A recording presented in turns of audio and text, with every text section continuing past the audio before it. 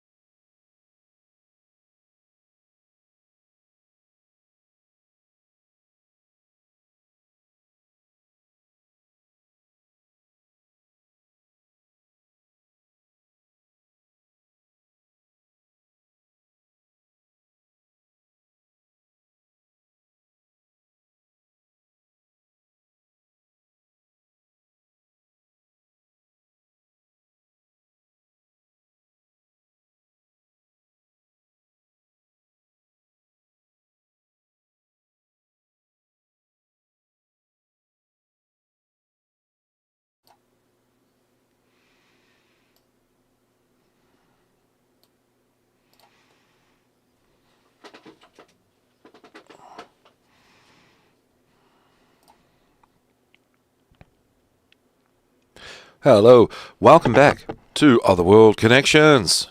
You're tuned into revolution.radio.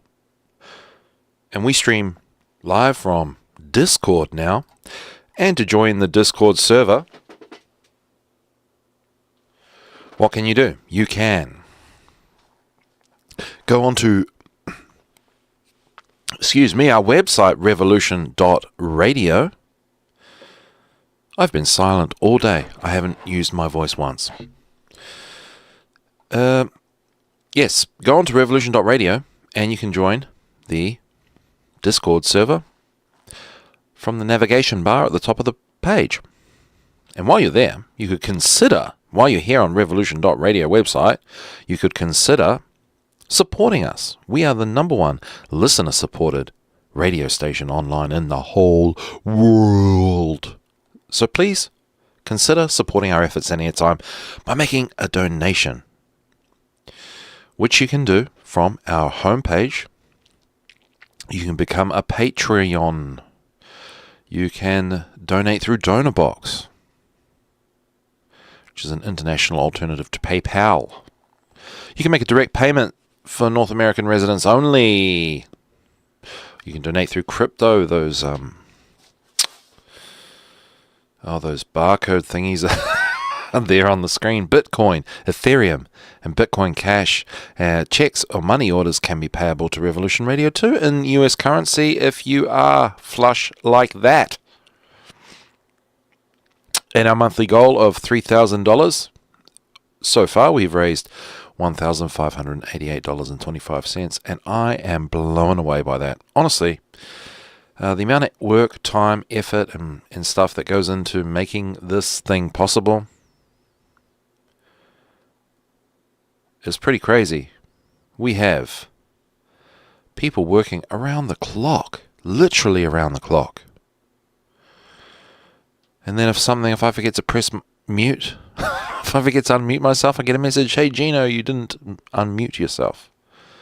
So we've got, some pretty hardcore, cool, amazing, beautiful people that do all this stuff to make it happen for free. I'm streaming live on YouTube for some stupid reason. What do I think I'm doing? You think I'm going to get thousands of subscribers? Maybe, and then what? I'm going to harvest their energy and their money by earning YouTube's blood money off them.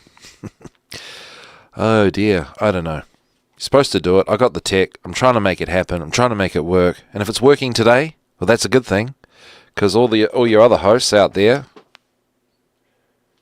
don't know if you like receiving help, but if you'd like to receive help, it's not really help. It's perhaps a framework/solution. I can just share what I know if it's working. It's only working up to a point where I have to actually control everything. See, now you can see me. Hello. It said starting soon the whole time. But yes, so I'm coming live from a very small town on the central plateau of the centre of the North Island, down in New Zealand. It's 7 minutes past 2 p.m. here, and it's your tomorrow, Friday the 12th of September 2025. Where you are, it's most likely Thursday. Does that really matter? No. It only matters in that you're going to bed probably, if you're sensible. You might already be asleep if you're sensible. But this is a good one, because we do a lot of sort of subconscious type stuff here on the show. We do readings, asking questions, things for contemplation, and I try to keep it at things for contemplation that are perfect to contemplate right before you fall asleep. And this is an occult thing, a very simplified version of an occult practice is to, work on spiritual stuff right before you go to sleep and right when you wake up. That's when a lot of these people do meditations on the tarot and things like that. But you can make it more practical by thinking, hey, how am I going to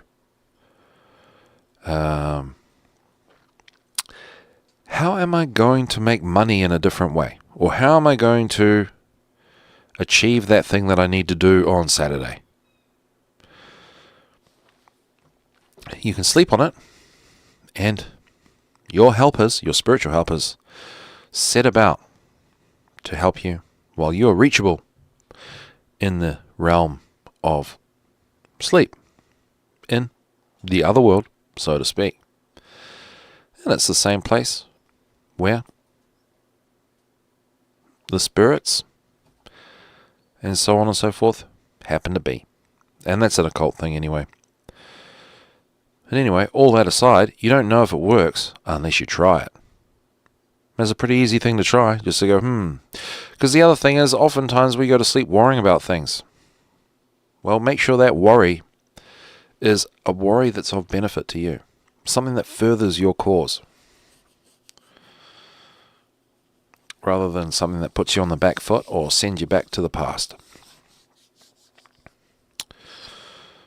Today we are talking about the she. And the only reason I know anything about the she, or have any kind of stock in the matter, is through dowsing. And the only reason I do something crazy like dowsing is because of, as a broken record I always say, I gave up a few things that weren't that really amazing, nearly swore there. I tried to make a change in my life, and I went into early childhood education as a teacher. This was a fair while ago. I did that for 5 years. And it was a spiritually developmental mental phase of mine. And lots of synchronicities and serendipities and all these kind of things happened that really sort of changed my life path and trajectory, as if I hadn't already done that by going into teaching. Controversial thing, right? A young man doing something like that. And so in that space of my life, I received a pendulum, and I got into that. And then the pendulum guided me in terms of, what to look into, what to know, what is the reason for this, that, and the other thing. And this thing called the she kept popping up, which I didn't even know really what the word was, so it took a while to figure it all out. That's Ernie, my doggy in the background, eating a cardboard box. He's bored. We went up to Auckland City, that's why I haven't been here for a little while, to visit my parents, and he had the time of his life. I learned that he's really a family dog, as in he needs kids around, he needs lots of people around. He gets bored. I play with him for an hour every afternoon, full play, and we walk him twice for an hour, so he gets about 3 hours out of our day, and that is not enough. He's sitting around sulking, getting himself into mischief as soon as I turn the computer on. Yes. So,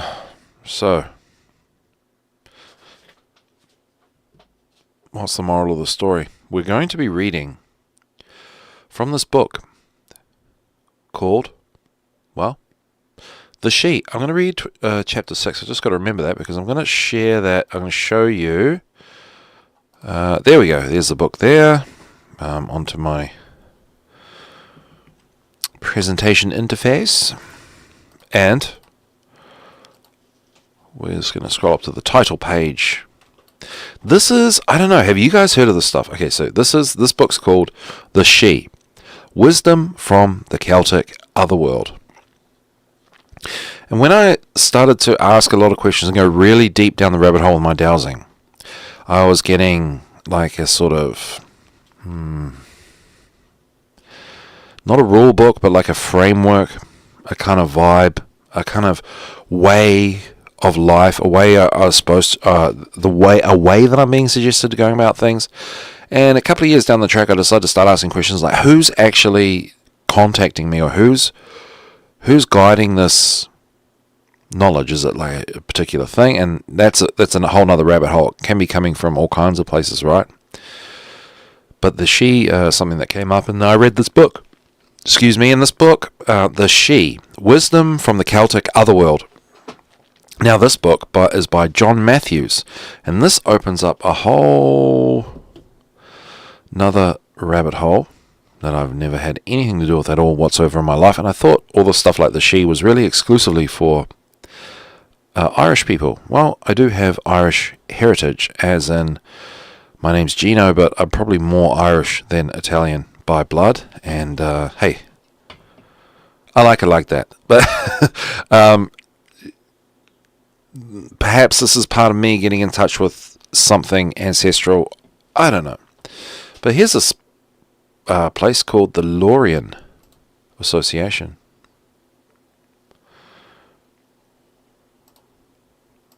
Oh, that really just skipped the book. Okay, so this is a whole nother what the heck. Now I haven't heard good things. I have not heard good things about the Lorien Association. Okay? I have nothing to do with them. And I'm not really too bothered about that. I mean, I was raised Catholic, and if I tell people that, then maybe they'll never want to talk to me again. But, in a way I kind of couldn't really help that up to a point. Until you can start making decisions for yourself, and then you start rebelling and blah, blah, blah. Point of the story is I'm just looking at this thing called the Lorien Institute. I don't really know that much about it. I'm not involved with them. But another thing I'll tell you is I was involved. I was part of the builders of the Adytum. Do you know about them? Do you know about them? Well, they are, what I don't know what this they is. But it's worldwide. It's basically a tarot study group. And for all intents and purposes, it looks kind of new agey, culty, all that sort of thing. And that's the kind of response I've got from people. Bota.org, a modern mystery school. Sounds pretty cool. Founded by Paul Foster Case in 1922. Did you know that? Did you know that today, 2025, you can go on to Bota, B-O-T-A, and it's literally a modern mystery school. And you know what? You can pay a subscription. At least in New Zealand you can.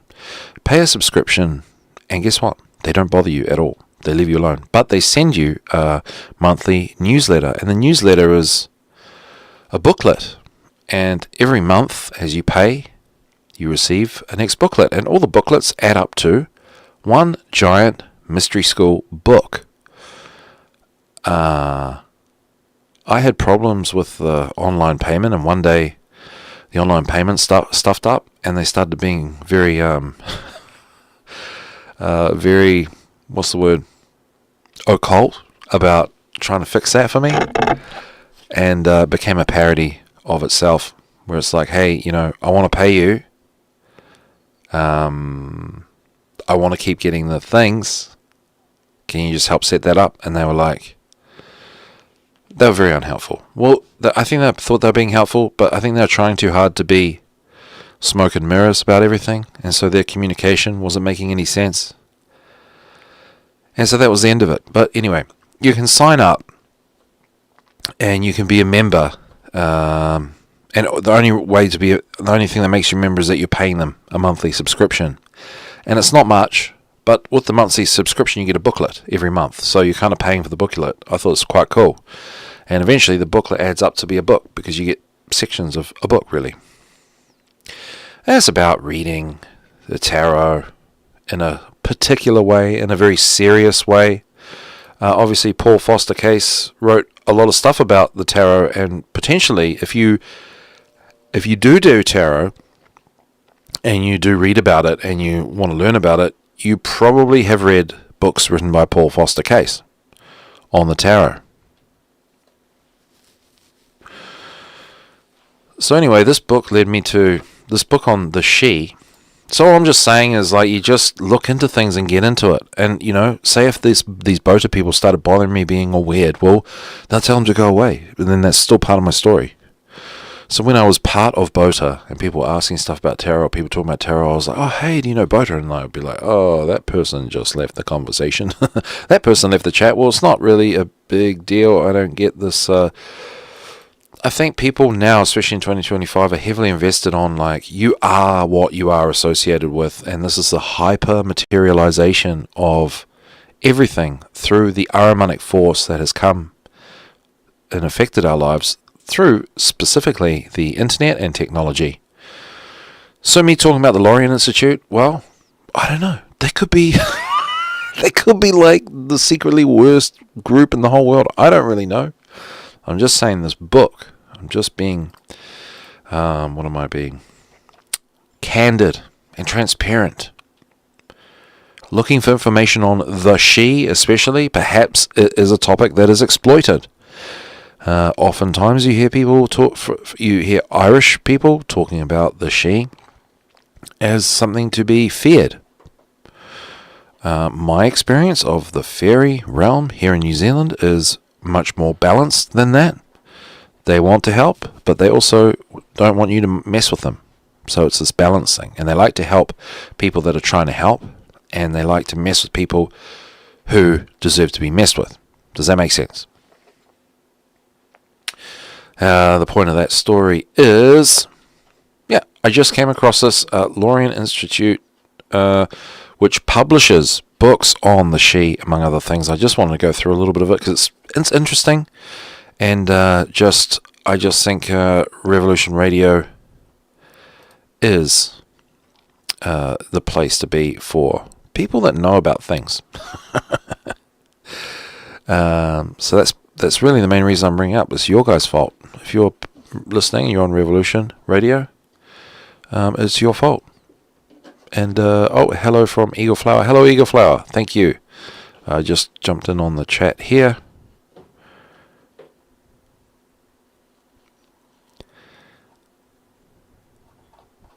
Yeah, so Lorien Institute. Let's go back up to that. Embody blessing, vitalize hope. Your time on earth is sacred. We believe spirituality isn't about denying your body or your humanity. It's about grounding deeper into the rich, fertile experience of life. The Lorien Association is dedicated to exploring and teaching incarnation itself as a sacred process. For over 50 years, Lorien has been developing a field of work and embodiment called incarnational spirituality. This work is transforming how people experience themselves and the world they live in. No matter where you come from or what your experience is, we invite you to join us in exploring the light within life. Check out our classes, books, and self-directed studies. We're here to help you do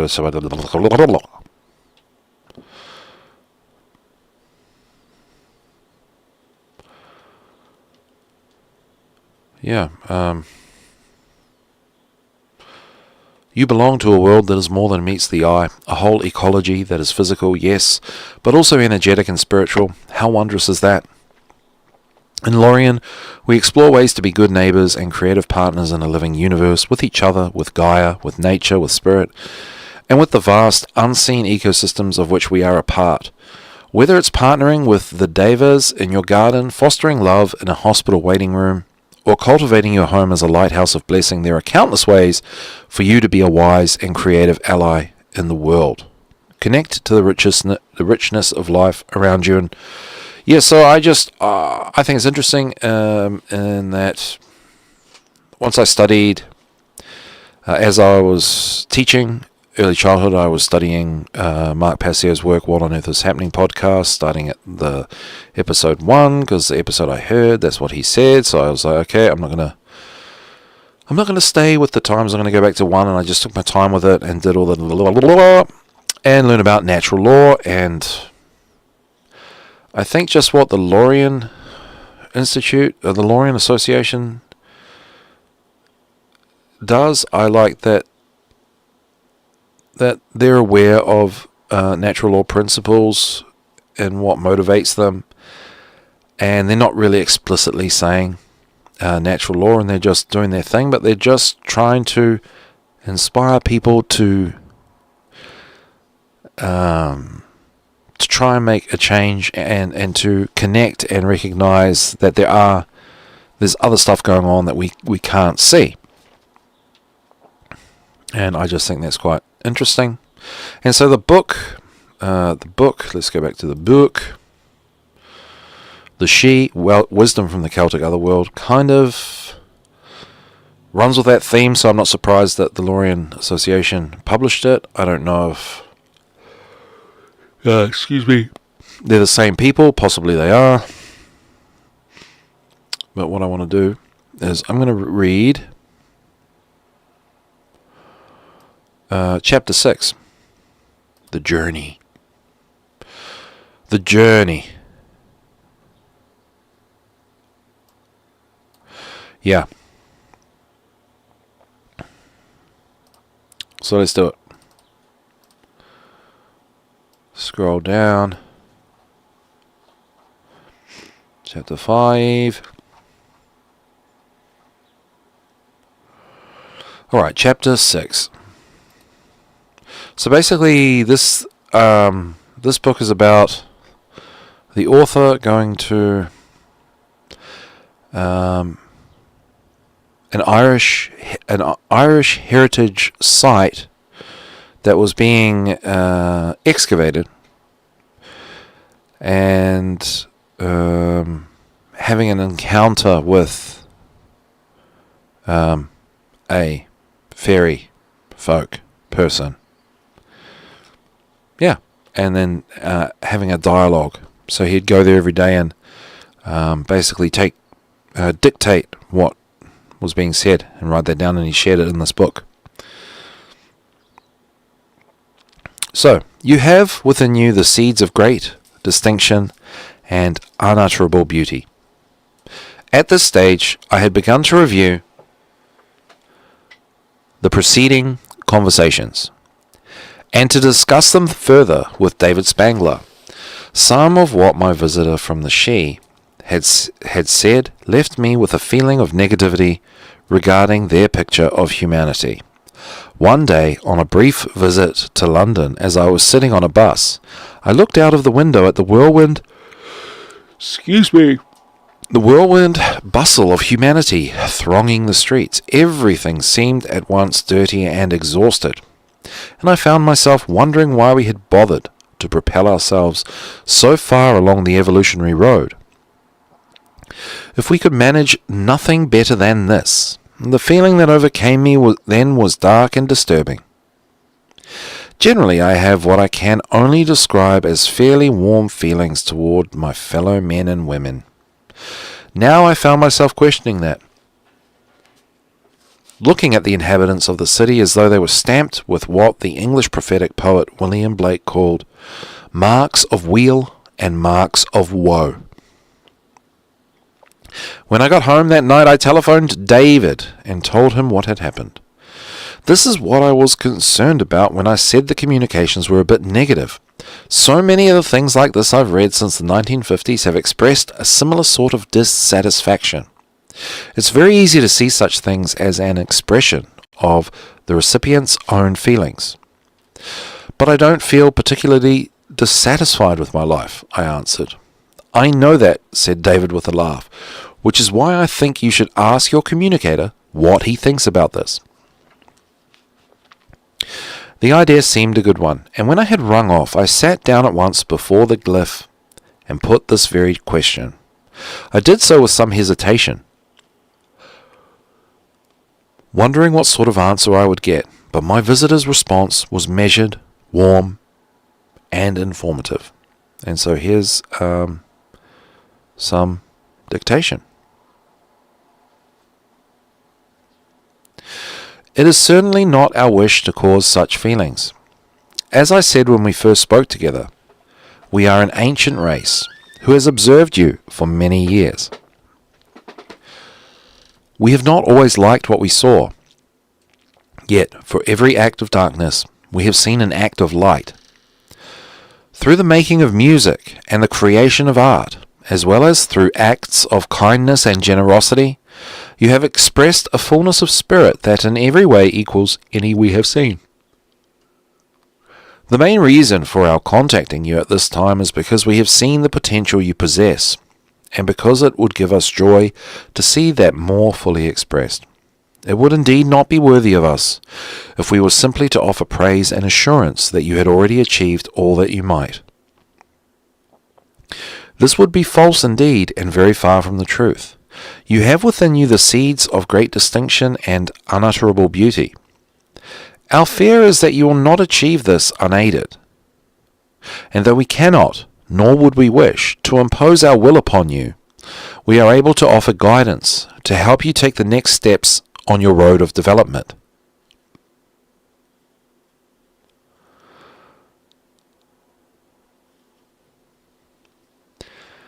And then the author responds, "A number of writings have appeared whose authors claimed to have received them from beings said to be superior to us," I said, thinking of the tidal wash of channeled books published in the past decade.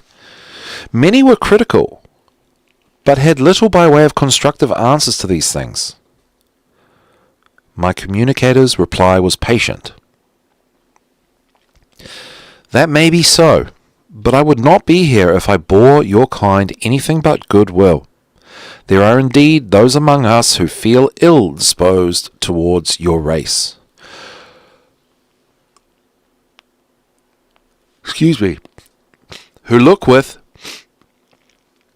disfavor on your path. But many, such as I, believe that because we share the very nature of creation, we are, in a certain sense, brethren. Our evolution has been different, and we have followed a different path from yours, but we are in truth not so far removed from you. Certainly we do not claim superiority. It is simply that we have moved further on a different path than you, and thus have received a different view of things. My own feeling towards your race is that of one who seeks to help you find the way to a fuller and deeper expression of incarnation. In time, there may even be a reversal of roles. We may need your help. We are certainly not perfect. Perhaps neither race can ever be. In our own way, we seek to evolve, just as you do. It is my belief that we shall do so mutually, as two species who are both on a journey." "How would you describe that journey?" I asked. "In the past, a time so distant that even we look upon it as ancient, it was said that a day would come when we would be unable to change, and that this changeless state would become a burden to us. We believe that time has now come. We have not evolved significantly for many ages, as you would number them. Yet we feel the need to do so. Your own race is also at a crossroad. You have come far since the days when you were newcomers to these shores.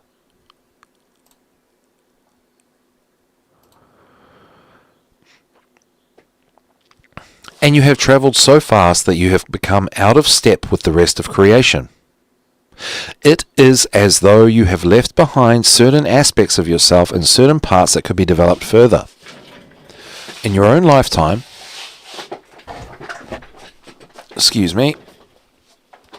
in your own lifetime, you have seen a great increase in interest of spiritual matters. Yet the effect of this has only been to lose focus.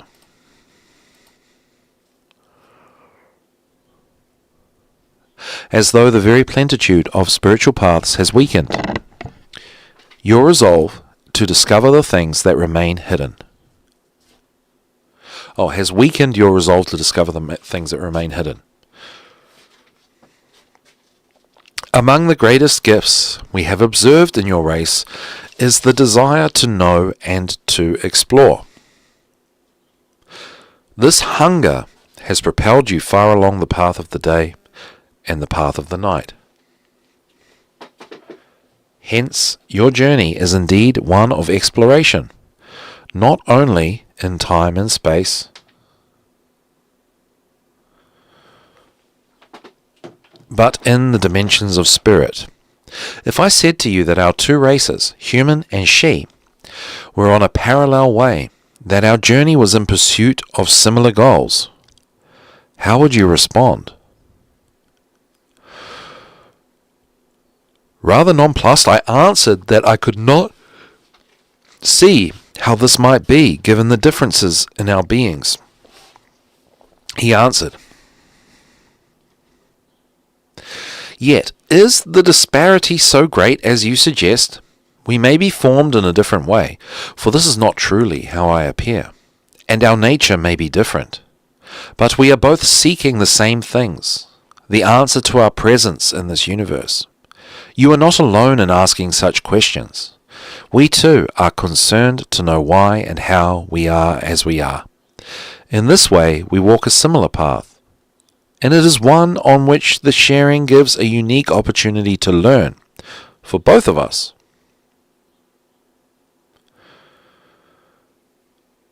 I was rather stunned by this. All I could think to say was, "You said you don't look the way I see you.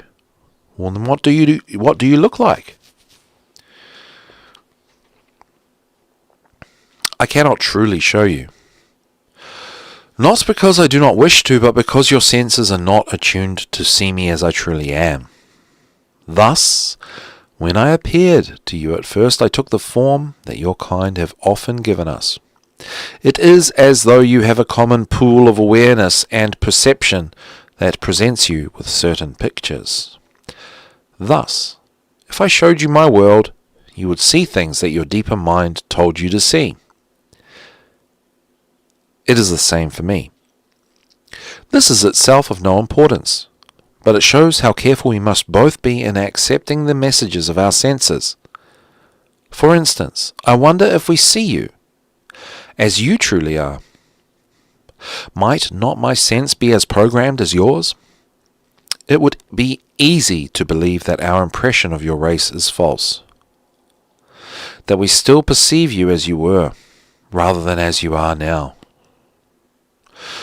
But I believe, as do many others of the Sidhe, that though you have changed, and most profoundly, you are yet unchanged in certain ways. Thus, we hope to encourage you to look more deeply at the potential that is within you. If, in directing your attention to this, it becomes necessary to touch upon matters that seem negative, that is how it must be.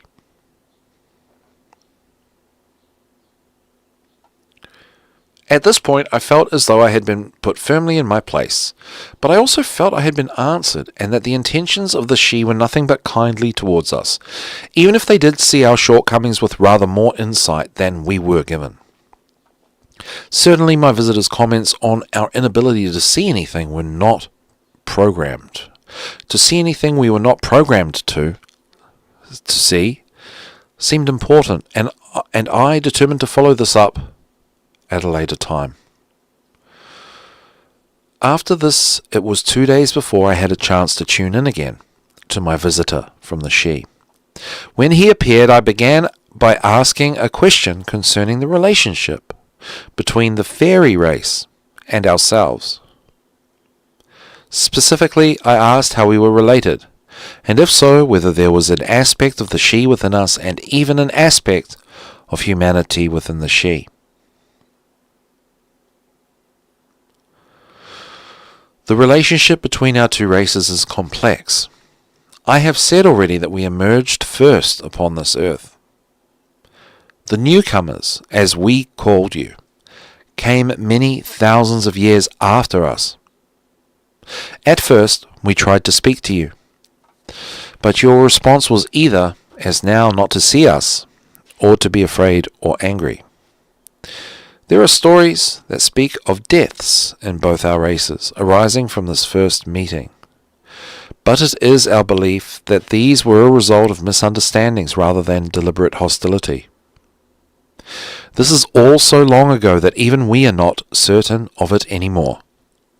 Whatever the truth, we decided to avoid your kind, and took to making ourselves less noticeable, until in the end you simply forgot about us for many hundreds of your years. Later, we tried again to make contact with your race as it evolved. But again, we were met largely with fear and hostility, though there were those who saw and acknowledged us, and so took to hiding. Eventually, as I have told you, we withdrew beneath the earth, where we live still. Largely, we have never felt other than kindness towards your species, with whom we share the world, as we do with other animal life. Excuse me one moment, I desperately need a drink.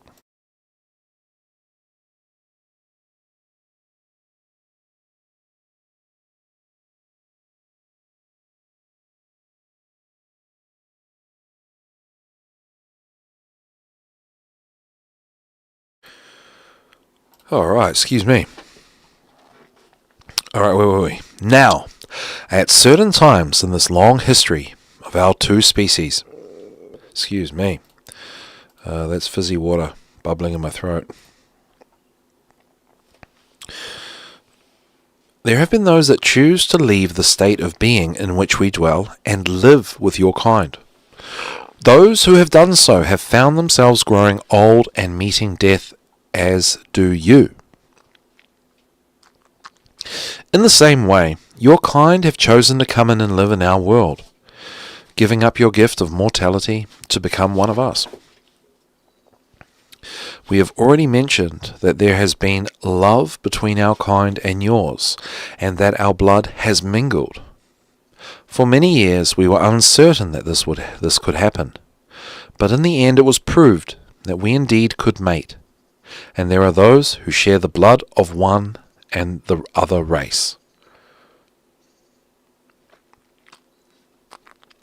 The effect of this has been to allow us a window of understanding upon your kind, and we believe a reciprocal effect with certain of you. Those whom you call seers have been those who are attuned to our nature and spirit. It is our belief that with time and willingness on both our parts we may each learn to know one another better. In this way you may learn from us and we learn from you. Despite our differences, there are relational ties between us. We are different families who occupy the same sphere of life, even though not in the same way. You might say that we lived at a different phase or pattern of being to each other, yet we believe that we are constituted similarly. Also, our reasons for incarnation are not always dissimilar. Nothing I had heard so far had prepared me for this. I asked at once if my visitor could say more about these things. From what I understand, our tasks are somewhat different.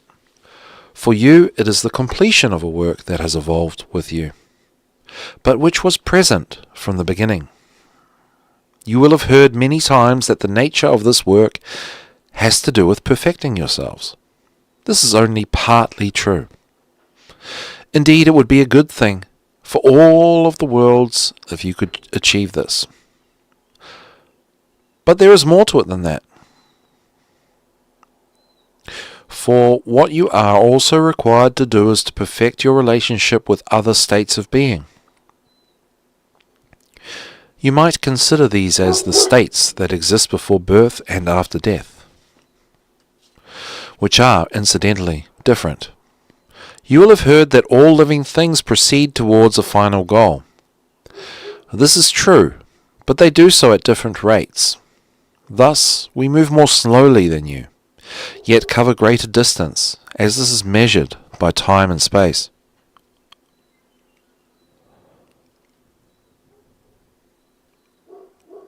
Other orders of creation, plants, animals, the mineral worlds, are also evolving. Only when you are able to bring your understanding to bear upon these other orders, to put yourself once again in harmony with them, will your next stage and theirs take place.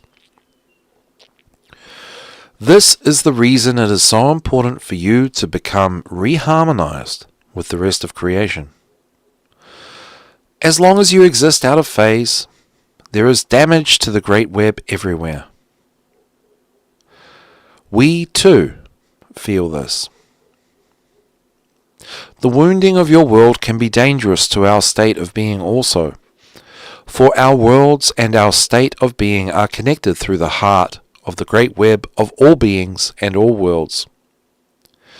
The place that you call the Otherworld, where both you and I stand in some sense at this moment, is a place through which all of creation flows.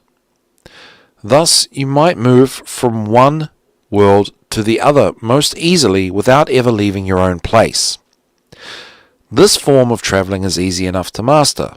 All you need is a glyph of each of the places to which you would journey. Then, as you are doing now, you can focus upon them and move from your world to the other. But how can we get to these glyphs? I understand I found the one I am using to contact the she, but what of the others? These will become available to you as you push the barriers that limit you further and further outward. At present, you can only travel to the edge of the boundaries you have imposed upon yourselves, the blinders of which I spoke earlier. These can be removed by what I would call dreaming awake, by letting go of your grip upon the reality that feeds your senses and allowing yourself to move outward. I knew that I had read about something like this before. I racked my brains for a moment and came up with what I thought was an answer. This sounds a little like shamanic journeying. It is similar in that the same area of the mind is accessed when you undertake such travelling. It is really a matter of tuning out the distraction of your senses and allowing the impressions of other states of being to assert themselves. Paradoxically, this occurs when you are more attuned to your innermost organs of sense. When you are connected to the circuitry of the web, then you are able to enter the state in which you can move freely. With this will come access to the glyphs that lead between the worlds. With this also can come great healing for your race, and also for ours. Though you may find it difficult to understand, we also are damaged. This is something of which I may not speak of in any detail, since it concerns my race only. I speak of it now only to show you that we do not see ourselves as superior to you, but as companions on a continuing journey.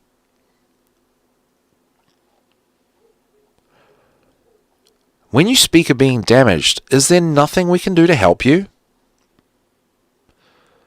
It may well be that there is. It has been said among our people that those of another race and kind will be on hand to aid us when we need it most. Also, it is well known among us that if all the chains of evolution are linked again, and all orders of creation move forward harmoniously as they are meant to, then the wounds in our own being will be lessened or even healed forever. It may well be that your race are the ones spoken of, though it seems to me that we are still far from this time. For the present, it is enough that we speak together in this way, and that we are able to show you some of the ways in which you might help your own development, and thus perhaps in time help us. Do not forget that actions taken in your own realm may well have effects far wider than you realize. In the chain of being, all things are related, and even those not seen by the perpetrators can bring darkness to other worlds.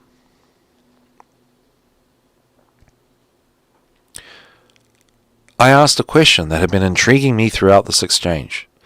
It was this: if I understand you correctly, we could have access to other places as well as that where you dwell. Can you say more about these places and those who live there? There are indeed many other worlds. We have visited them often over the ages, and those who dwell there have visited us, and doubtless you also. These worlds are perhaps akin to different states of being as much as to actual places as you would understand them. Each one has its own inner state of being, its own echo, as it were. These states can, in certain circumstances, become linked in a way that permits dwellers in either place to cross into the next realm. It has been revealed to us that the creation is many-layered, and that we may pass from one level to another, though this is indeed too simple, since there is no sense of up or down in these places. Thus you may speak of climbing to another realm, or of descending, but in truth it would be more accurate to say that we move between these states of being, these other worlds, without ever moving at all.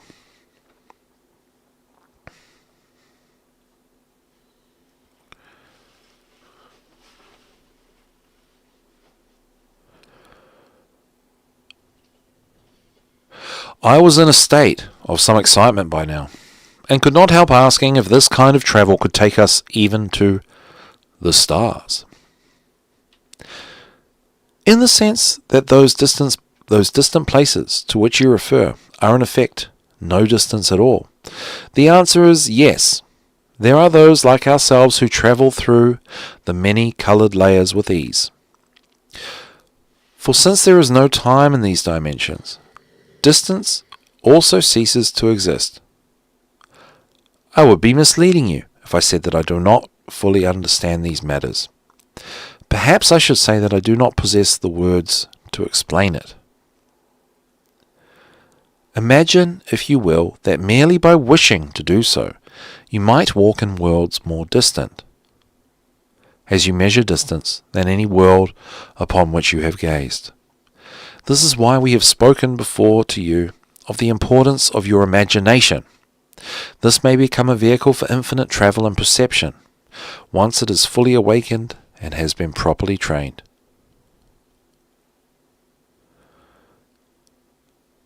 This is incredibly exciting. How can we train ourselves to do such things? It will take time. You must learn to free your consciousness, to allow your imaginative faculty to develop far beyond its present state. There are certain exercises that we will teach you. They are very simple, but very powerful, and if used over a period of time, will begin to develop that sleeping faculty. At first you will think this of no great importance, but I promise you that you will come to view them with other eyes in time. What are these exercises? One we have given you already, the way to open your awareness to other states of being. The more this is practiced, the greater will be the response from the world around you. As a further extension of this, I would say this to you: pay attention to everything around you, to the flight of birds, the movement of clouds, the dance of leaves in the air. Listen to the song of the wind, the murmur of the river, the sounds made by insects in the grass, bees on the wing, the chatter of crows, and the barking of dogs. Wherever you are and wherever you go, listen and look, and remember. For in these things lie the pattern of all creation, of which you are a part. When you can hear the sound of a butterfly opening its wings, then you can hear the sounds of your own immortal being. Soon we shall offer other skills to you. For the moment, it is important that we continue this dialogue further, so that we have greater command of each other's lives and thoughts.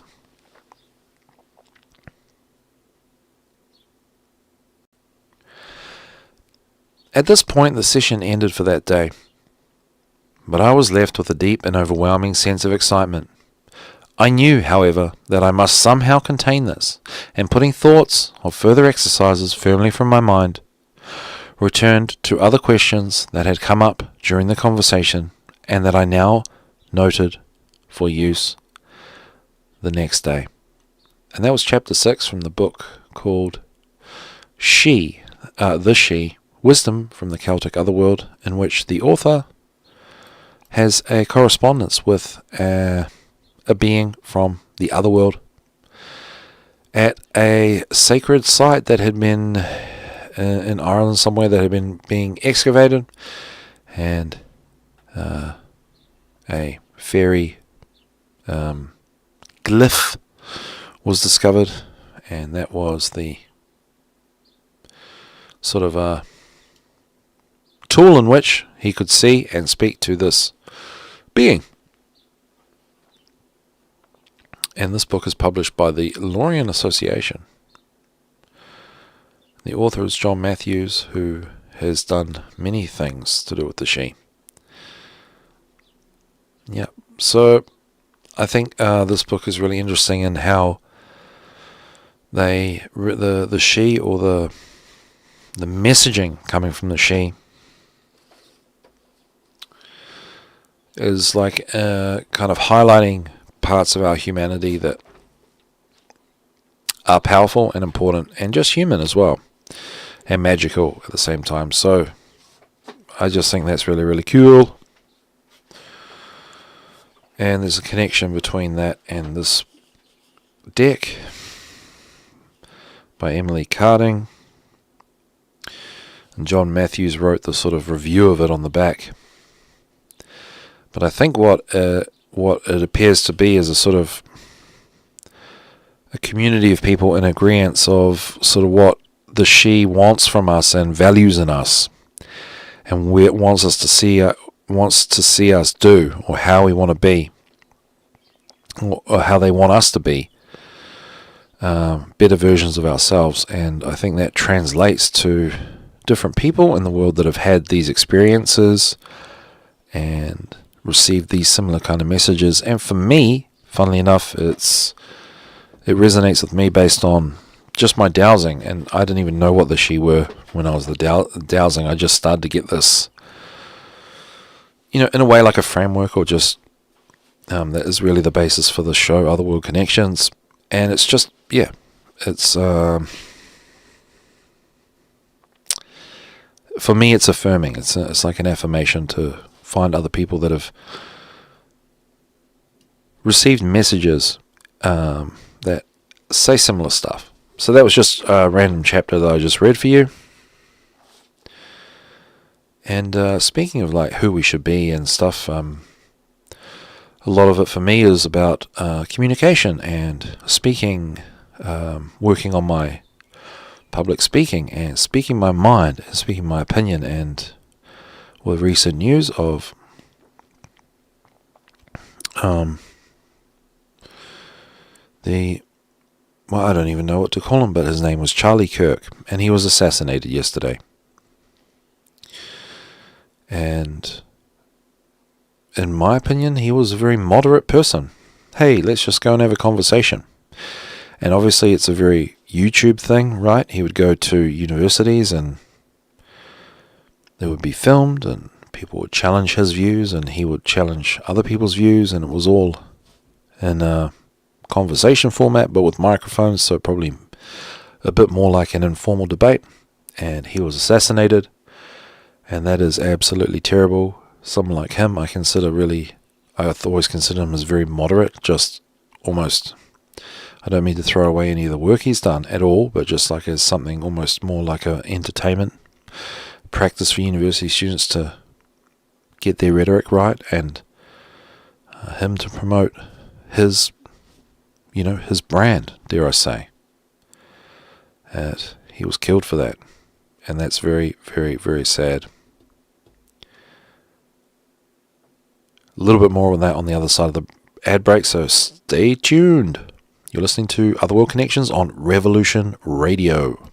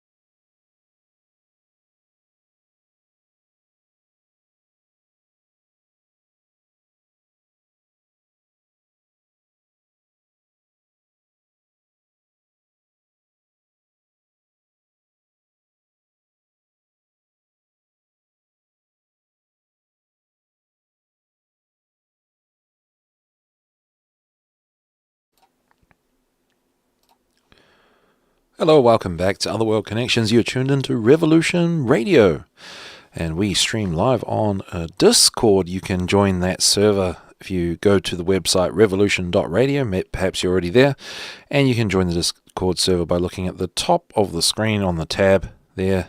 There's you can click on that and join that. You can also, while you're there, you could consider donating, because revolution.radio is a listener-supported radio station, and please consider helping support our efforts in airtime. It's volunteer based, and you could even consider becoming a host. There are spaces available, and there's just a lot of people behind the scenes doing a lot to make it happen. We got Comet, we've got David, Mitchell, Willow, Monster 383, and they all work really hard, and obviously they just do it for free. And so it's just amazing, I think. And it's nice to be part of a group of people who do this stuff just because it's the right thing to do, full stop. So they're very kind-hearted people. I'm talking about the hosts as well. And I just wanted to say, while I was on the topic of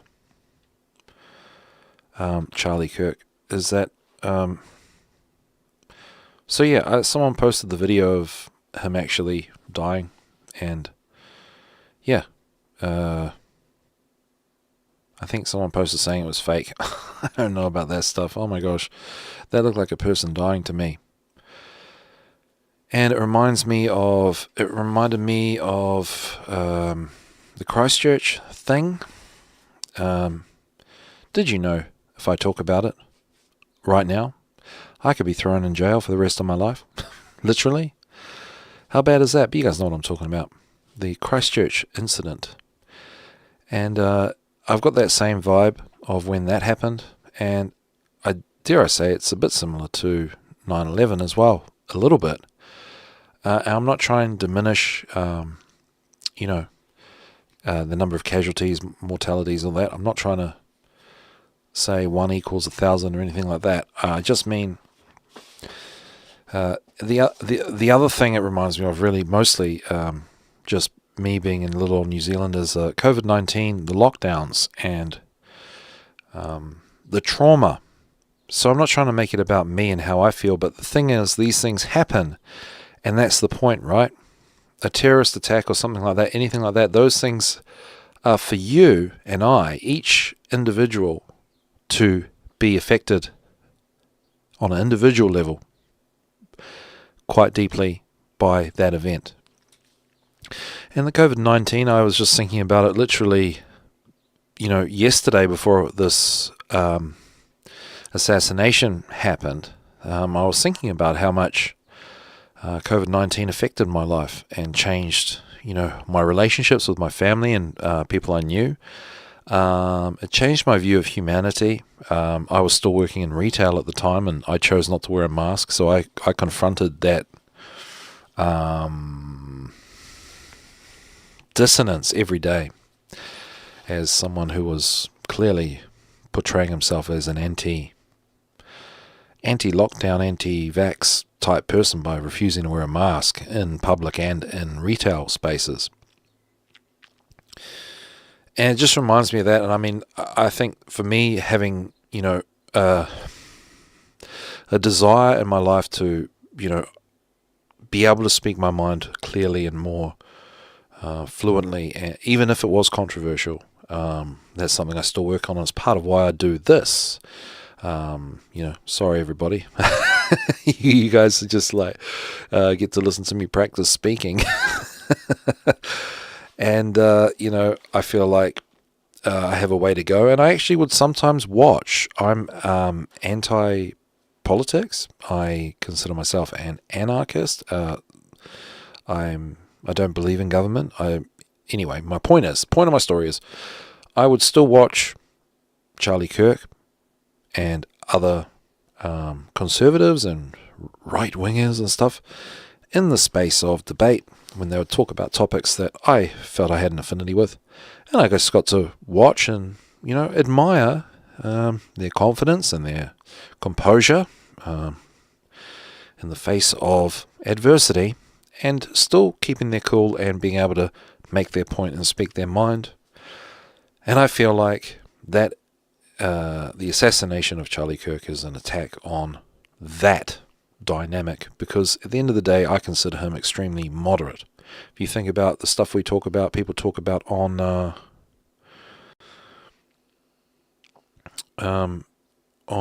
Revolution Radio, it's much further out there and much deeper down the rabbit hole than maybe stuff that perhaps Charlie Kirk was talking about. But all this being said, it's an absolute tragedy that someone like Charlie Kirk could be assassinated for his, in my opinion, very middle-of-the-road views, really.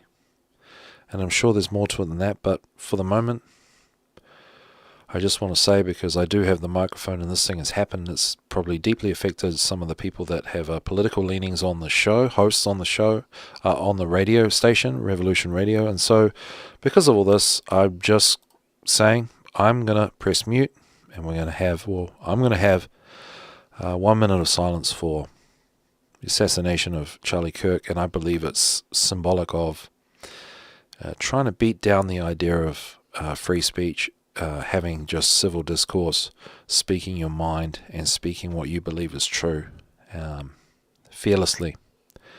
So with that being said, we'll have a moment's silence, 1 minute, for the assassination of Charlie Kirk.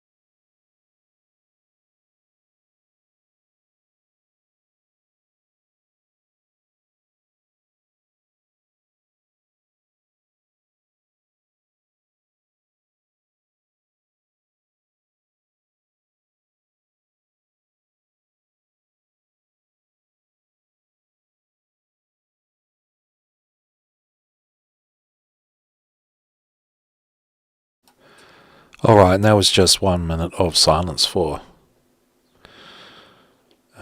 acknowledging the death of Charlie Kirk. And I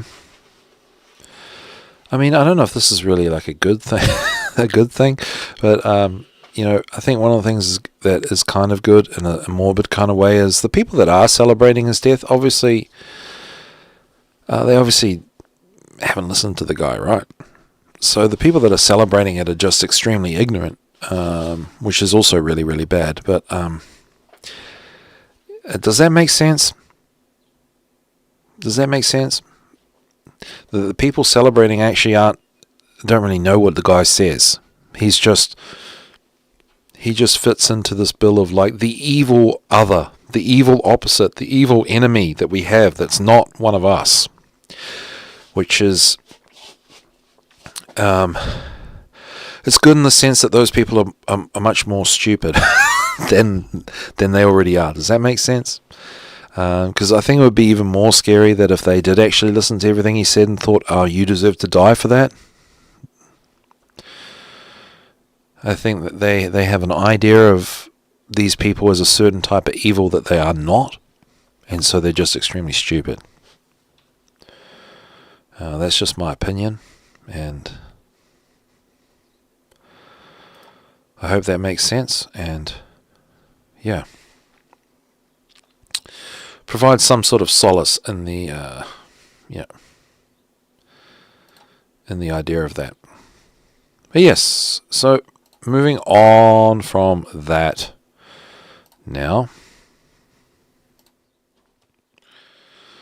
I'm going to do a reading. And it's a message from the she, seeing that's what I've been talking about. And this is from, I don't know if this says the Lorien Press.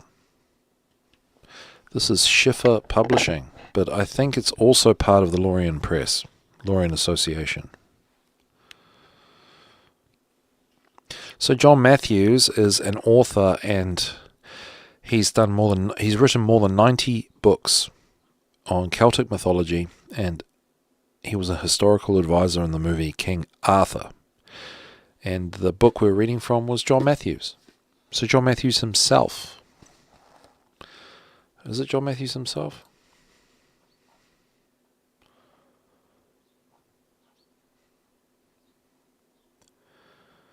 Let's have a look.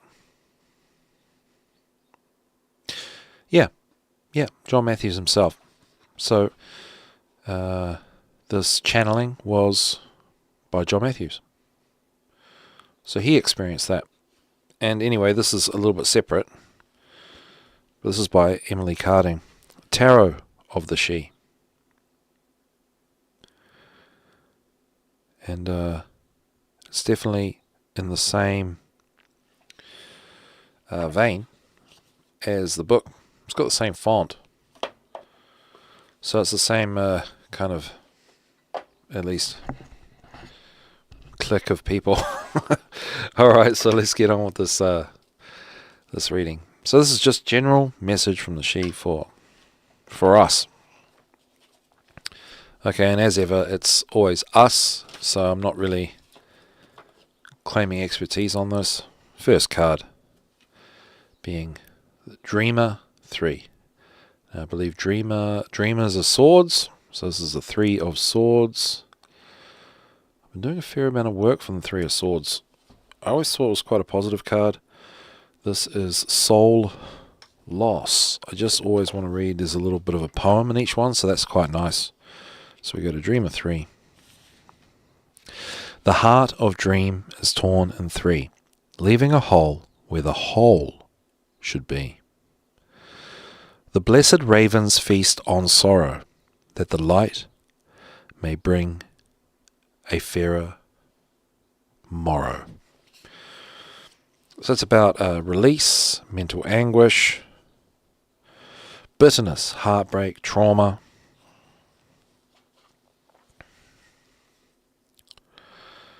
But yeah. But this is to do with release. We're going to write this down as we go.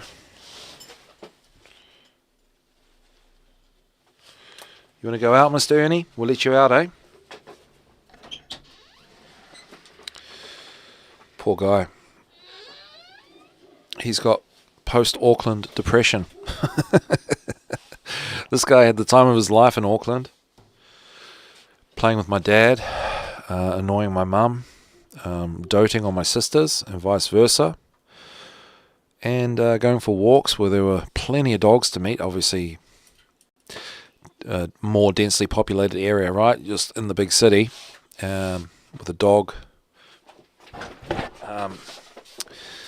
We're in a suburb that had a big focus on dogs and dog walks and dog parks. So we're just in a part of town where everyone has a dog. And my dog just absolutely loved it. It made me realise that he kind of really wants to be with a family. I feel a little bit bad about that. He'd much rather be playing with people and other dogs all the time. Is that like a dog thing for every dog? I don't know. But this dog especially. High voltage, loving and social.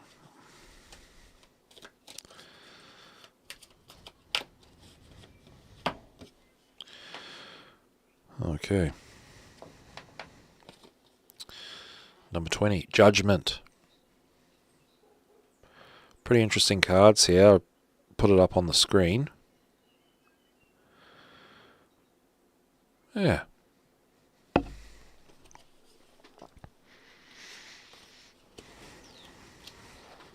Okay, judgment can be just like karma, right?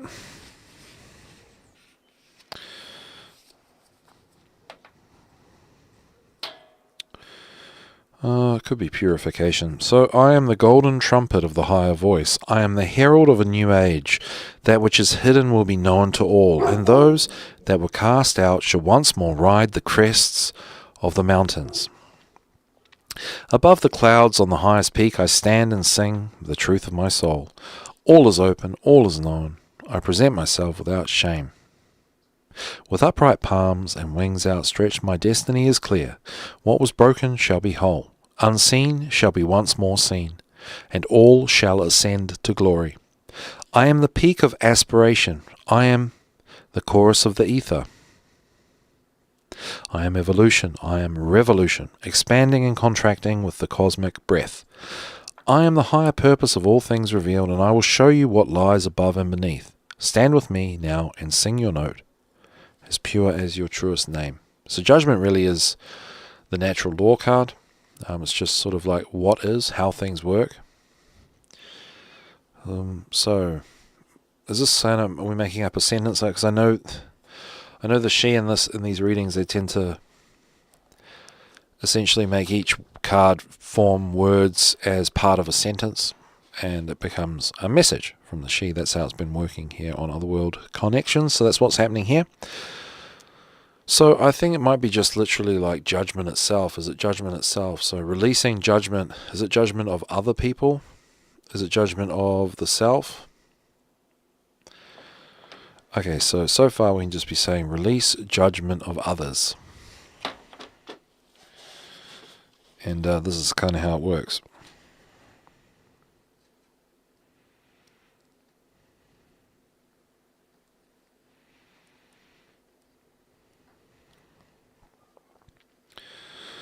I'll tell you, this is definitely for me. If it's not for you. If it's for you, it's also for me. If it ain't for you, this is definitely for me. Okay. Cards spewing out all over the place. Alright. There's Dreamer 10. Desolation. Let's bring that up there. That's another pretty cool looking card. Ten of Swords. Yeah, in this deck, the Dreamer ones are quite generally negative. Dreamer 10. So all must bleed and melt away before the dawning of the day. The tree must fall and land reform. The stream must die to be reborn.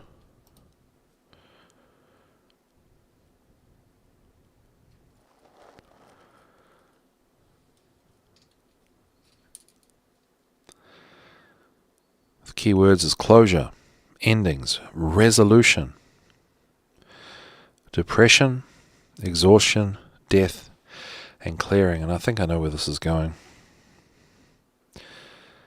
Is it closure, ending, resolution? Is it depression? Yes. It causes depression, yeah.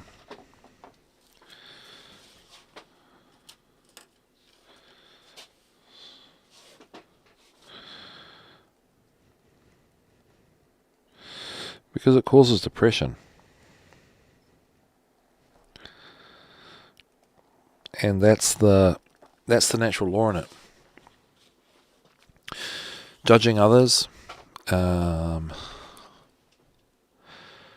it's depressing. And what is depressing, or what's depression? It's like it depresses your feelings. It depresses who you are. And Eagle Flower in the chat is saying it's interesting that this 10 card is very much in the season of this month. I'm going to get some more from her. Not the ending one season and preparing for another. Correct. Right. I see what you're saying. Yes, I really have found with the she cards, I will say that one thing I learnt about the fairy realm, it's very similar to, I guess, I think they like things that we would see as pagan, observing seasons and acknowledging and celebrating and recognizing seasons. I understand. I haven't read.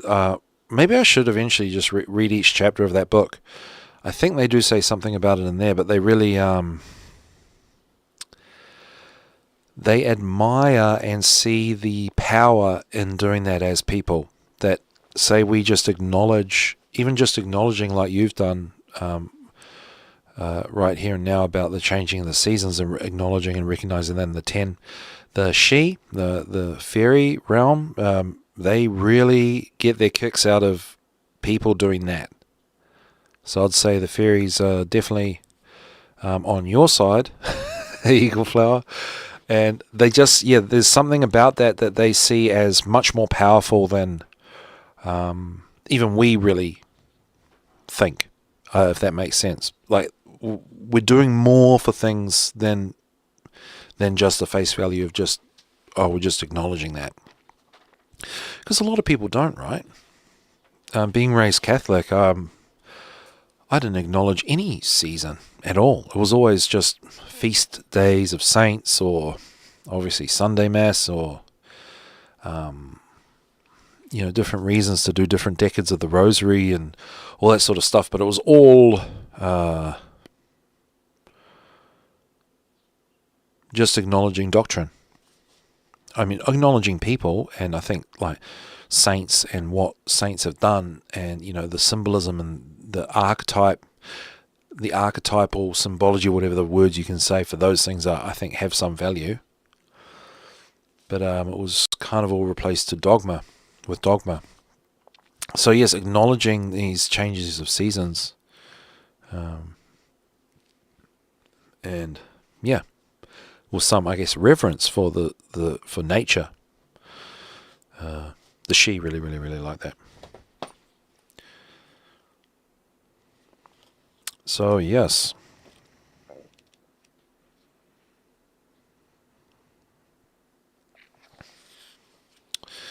And I suppose going into winter is a kind of depression. It can be. I mean, this winter for me, for us down here in New Zealand, it was particularly cold and particularly wet, and had about a month of continuous rain. Yeah, just and I'm usually Mr. Like the Rain guy.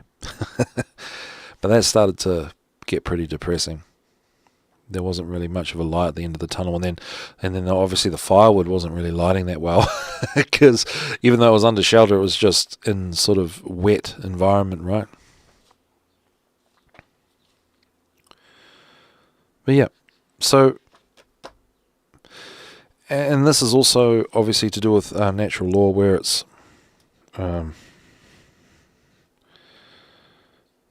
judging others, where it's like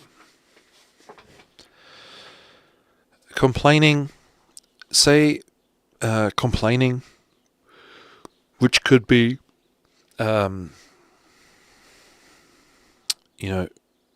using another word, it could be like venting. Some people might say, "Oh, sorry, I just have to vent." Complaining is really bad, which is a hard one to reconcile, because we're trained to believe that talking is important and talking helps, sharing your feelings helps. It actually doesn't.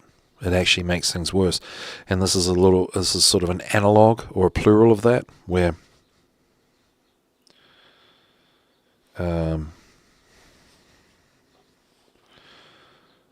judging others, complaining about other people, it actually causes depression in the self.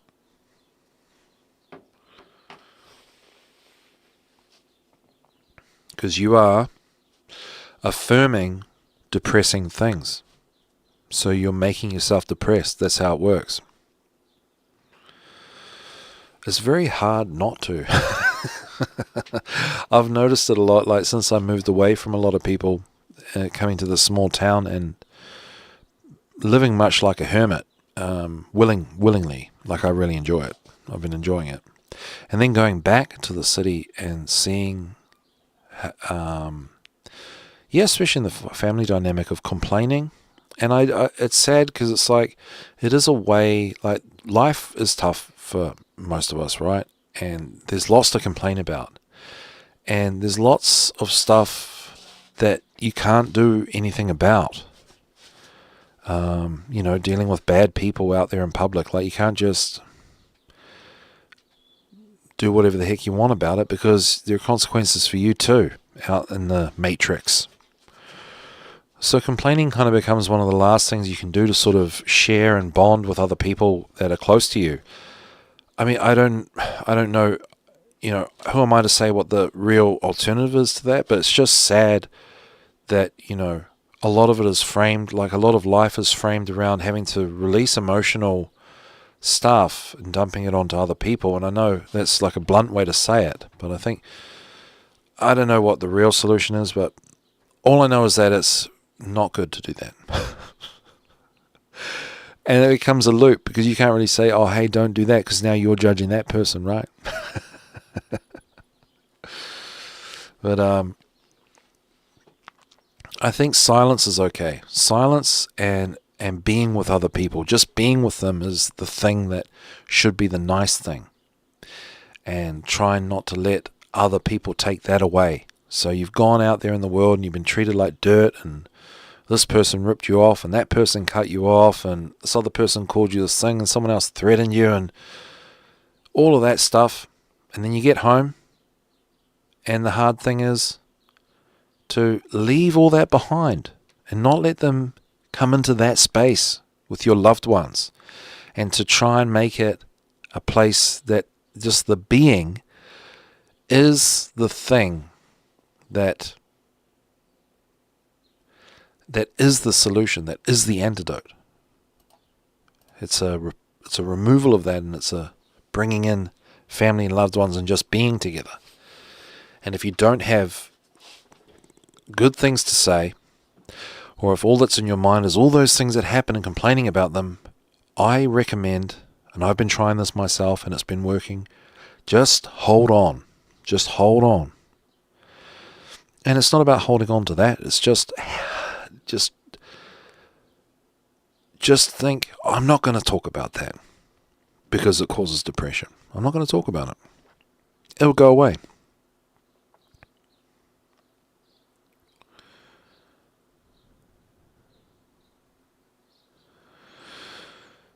Eagle Flower is asking, would you say that with verbalizing our thoughts, it becomes imprinted on our subconscious, contributes to our stinking thinking? Yeah, I believe so. I mean, this is really just the message, that the advice that I keep getting from the She and the card readings and the dowsing, because I'm really bad. I actually, to be honest, I was really bad about this. And moving away from the city and stuff made me realize kind of what a drain on other people I'd been, and I'd seen that dynamic in my family, and I was actually doing it to my friends, and obviously I'd been really down about things, and I just realized I wasn't really helping. Like, I was making things worse for my friends, and then I was also making things worse for myself, and it was just this big loop. And stepping away from all of that made me realize that, yeah, I think that's probably one way you could say it. It imprints it on a subconscious. It's like an affirmation. It's like a negative affirmation. And I think in my example that I say is that going to see a friend who was willing to hear me, because he was a good enough friend to say, oh, you're going through some stuff, what's going on, and you can tell me about it, that that dynamic became, that relationship became about, oh, now I can go and see my friend and offload all this stuff. And then that became, well, a negative affirmation of the friendship. And that would have pushed him away.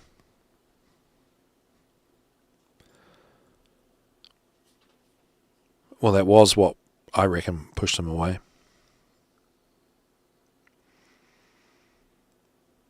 And so, in a way, where I'm at now is creating something different. At the same time, I do really keep my own company really, really well. And so that's another thing. Yeah. But I think I was doing that. Definitely stinking thinking. As you said here, Eagle Flower, that's pretty cool. Yes.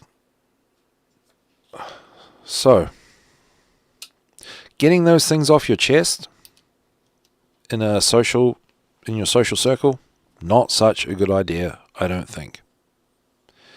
In my experience, it hasn't been good for me, and I was probably one of the worst people you could ever meet for that.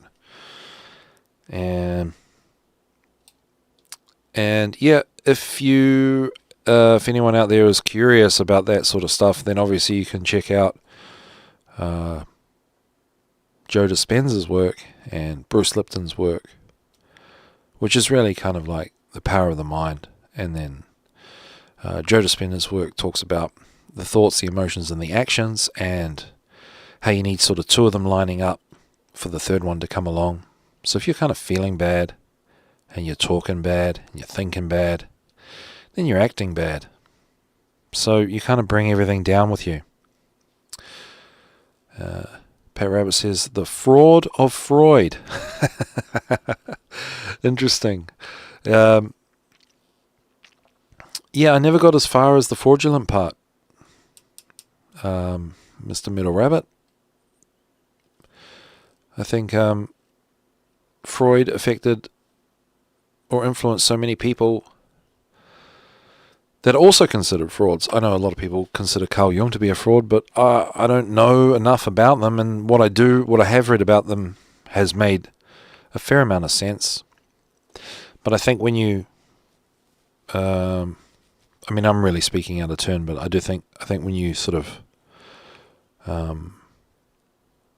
sometimes you read like someone condenses what Freud was about, and then I think some of that can sound fraudulent, like Rudolf Steiner especially, which is nothing, not really anything to do with Freud, but I know a lot of people think Rudolf Steiner's a fraud, and I think Rudolf Steiner's body of work is like so big that a snapshot, not that I'm saying you're doing a snapshot at all, I'm just saying I don't know the fraud part, but I'm all ears for sure. I'm very much interested in psychology, and I do read a bit about Carl Jung.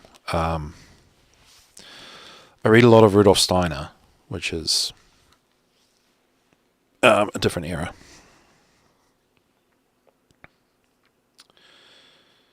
But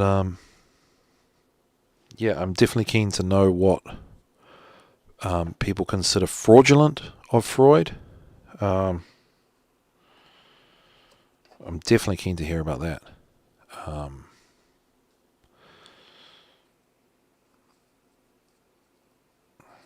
The thing I think is interesting where I've come to now is with dream analysis, which is Freudian Jungian. I think like just at that level, I think they're onto something. And the other thing that's really interesting is that I've sort of come to understand from reading Marie-Louise von Franz. This is all my exploration of fairy tales has kind of brought me back to Jung, Freud, and Jung's students, and obviously reading more about Rudolf Steiner as well. Is that not all dreams need that interpretation. And I think this marries up with what Rudolf Steiner says, is that, we can do all this sort of psychic work or the subconscious work or, work on symbolism and try to understand these things, and that's cool. But also there are helpers, right? And I think it's like a balance. I think we should, as people that are into spirituality and know that there are other things going on out there that we can't see, I think in a way we do have a responsibility to explore and work on that and become kind of like knowledgeable and share that. But also at the same time, like a messed up dream could just be a messed up dream, in the sense that that messed up dream could be our soul and other things, other spirits, angels, fairies, what have you, in our sleep, doing the work to make things happen for us. And I do think that there is an element of that, because every day we do stuff, and either it's good stuff or it's bad stuff, and we go out there doing good stuff. I think that does count for something, and I think we do get help, and I think we have to make things happen. But we obviously, like we've been talking about, you have a bad day, or, odds often are stacked against you, especially if you're trying to do good and kind things and friendly things. The world's against you on that, really. You're going to get hung to a cross. So there are things going on in the background that you don't have to do too much about. I just don't get the point of that, me saying that. I'm saying what I'm saying. Free form thought. Look, it's another dreamer card, guys. Ladies and gentlemen, out of 4 cards, 3 of them are swords. This is Dreamer 5. Did I shuffle them? Absolutely I did.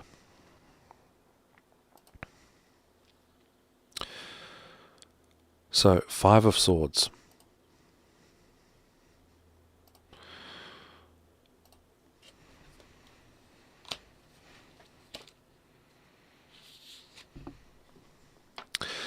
Though if we give up on our dream, defeat is all that there must seem. Power is severed and thrown away, and what was colour will fade to grey. So this is to do with negativity, defeat, low self-esteem, powerlessness, and resignation.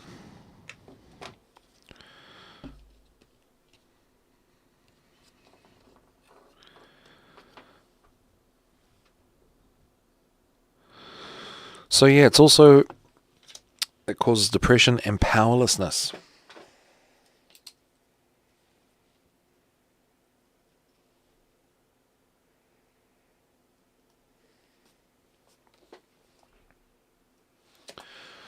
There are certain pet things that happen to me, which happen to everyone, right? Just there's some particular things that really, really grate on me, and I consciously don't complain about them, and then when these things happen, I address them differently, because it's a repeat of the same instance stacking up on one another, and then in the moment I'm fed up with it and I go, "Oi, can you not do that? I really don't like it when people do that. Can you just stop fucking doing that, please?" Damn it, I swore for the first time on Revolution Radio. I kind of said it quietly. That was weird, because earlier, the first hour, I nearly said it as well.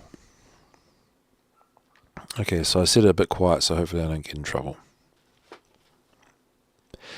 But ordinarily, my first thought is to go and complain to people about it. Oh, this is what happened to me today.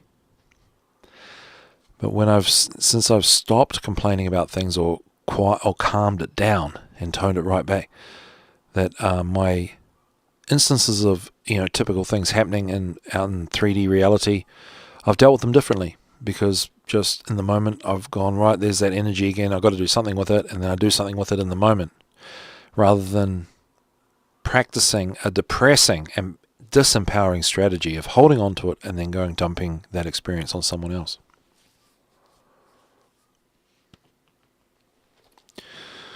Obviously, the best thing to do is not really care that much. Just be like, oh, well, whatever. Certain things that are out of your control. But yeah, we've got plenty of time for another card. Here we go.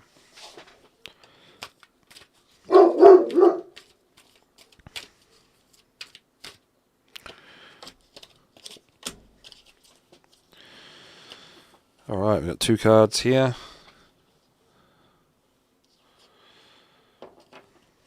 It's Maker 4. The greedy tree. 4 of Pentacles.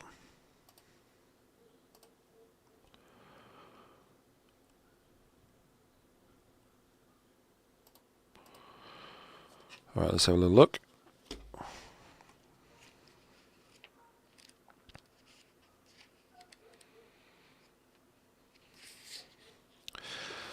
When one great tree keeps all the light, and rain to feed its greedy might, then no new life may grow around, leaving sad and empty ground. Okay, so in this particular instance, is it to do with greed?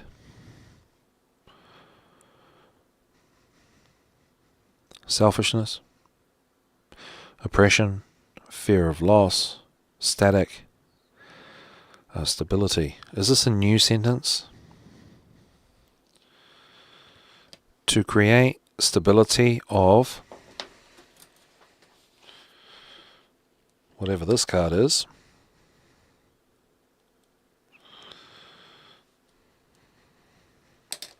It's another sword, guys.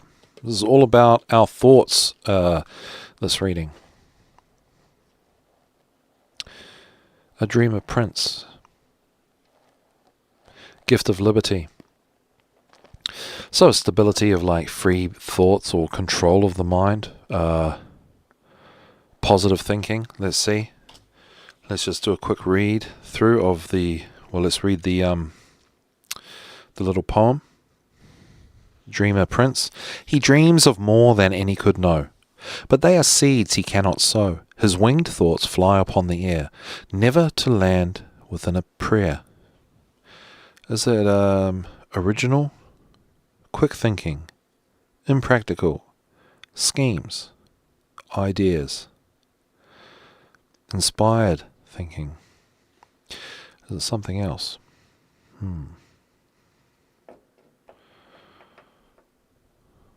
Let's have a look.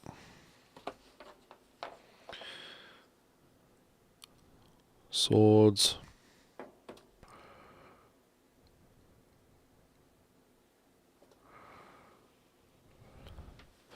Yeah, how would a different deck of tarot cards speak of these same cards? It might be fun to compare. Yeah, well, I mean, in a way, they are.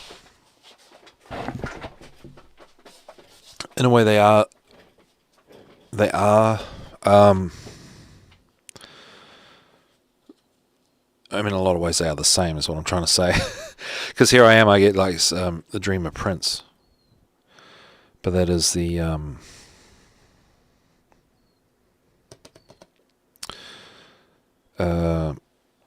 well, it depends which deck you've got, right? Let me bring up.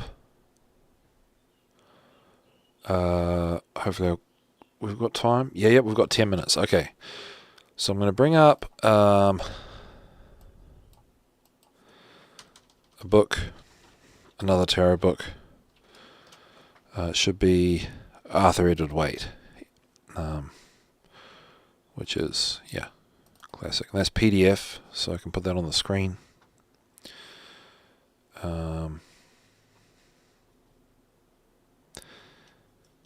Page is the word I was looking for. A Page of Swords. So let's see if that's coming up on the thing.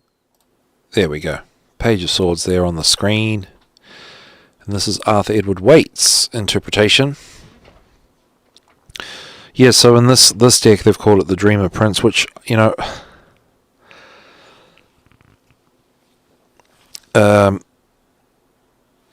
so the she, I do know they like our thoughts being like the power of our thoughts. And so whoever got this, they downloaded this in terms of they, what do you call it? Like a psychic, you know, someone from the she was telling them this is how they should do it. And instead of making the card deck, you know, the suit of swords, to make it dreamers.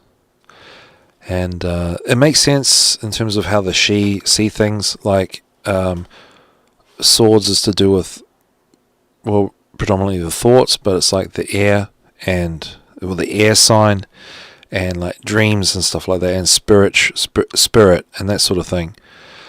And the she like the fact that we have the power of our mind to dream up and create through our ideas and our thoughts. And I think that's how they wanted to highlight it. So, obviously, an original tarot deck would be more straightforward.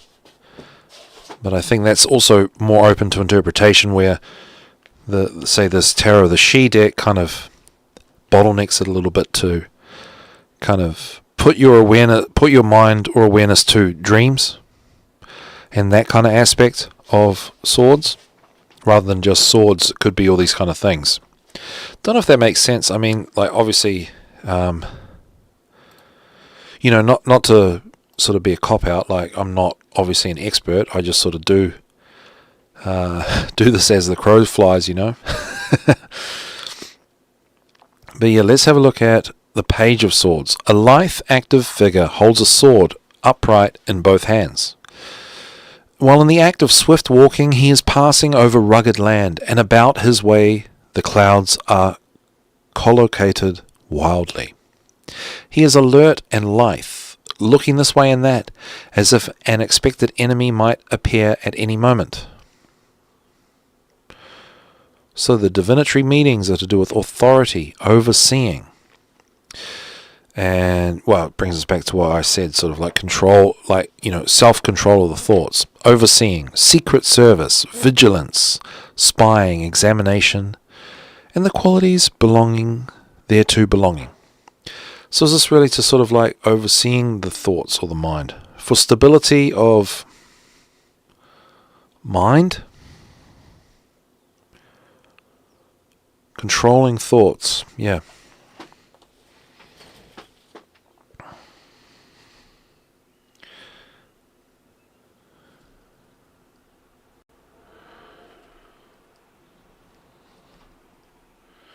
So this is like the solution sentence.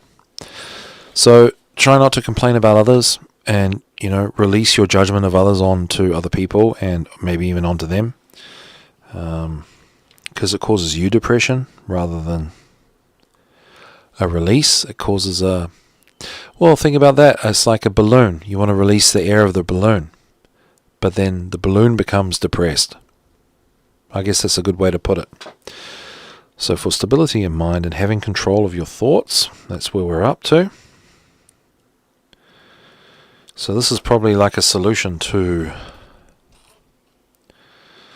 one of the obvious ones is obviously, and that is true, I wonder if it is that, by the she, is exercise, because of the power of the human body connected to the mind-body connection, which we've talked about from a very old book from, I think, the 18th century. We read that, the mind-body connection.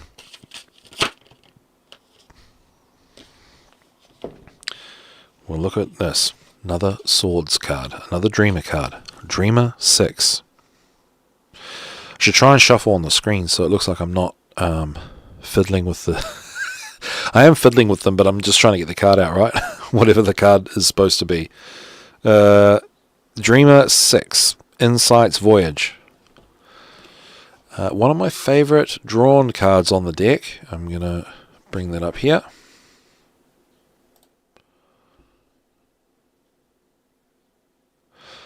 It's got an owl on a sailing ship. Very cute. And the artist, Emily Carding, she drew them, and she drew and painted them. I think it was a quick sketch and then filled in with paint, watercolor paint. She didn't say exactly how long it took her, but she did them really quickly. They are quite rough. Obviously better than anything I could do in a day. So this is Dreamer 6. While we're on the Arthur Edward Waite book, let's have a look here. The difference between the two. A ferryman carrying passengers in his punt to the further shore.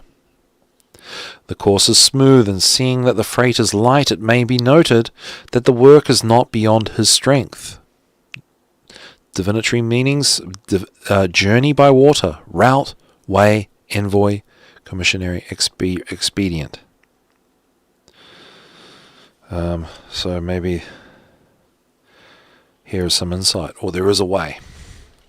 So that's some insight. We've got 4 minutes to find the solution to controlling these thoughts and having stability of mind, so we don't have these things that we need to offload. Well,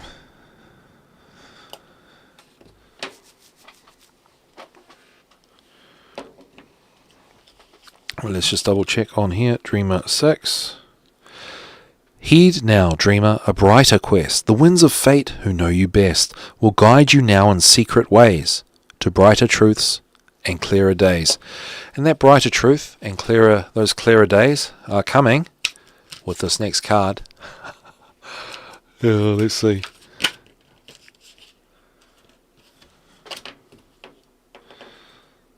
Okay, well, it's the Fool card, and that's to do with starting a new journey, starting something new. Let's go to the Arthur Edward Waite view of things.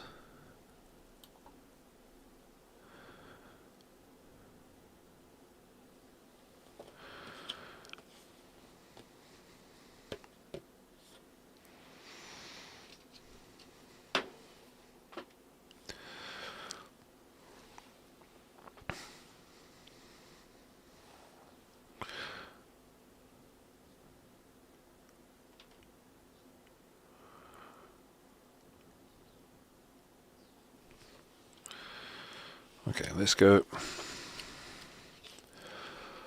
Okay. Oh, we got 2 minutes. 2 minutes!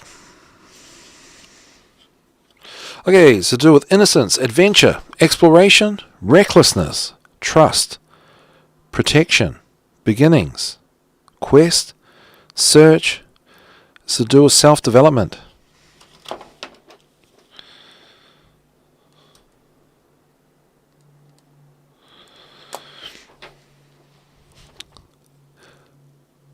Is that physical? Yeah, it is. There we go. It is. It's exercise.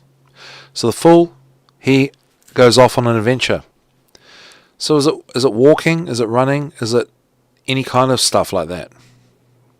Getting out and about in nature, going for walks and adventures, exercise, self-development in the pursuit of physical development. Is there anything else in particular? No. So the Fool in that regard symbolizes that. Physical self-development.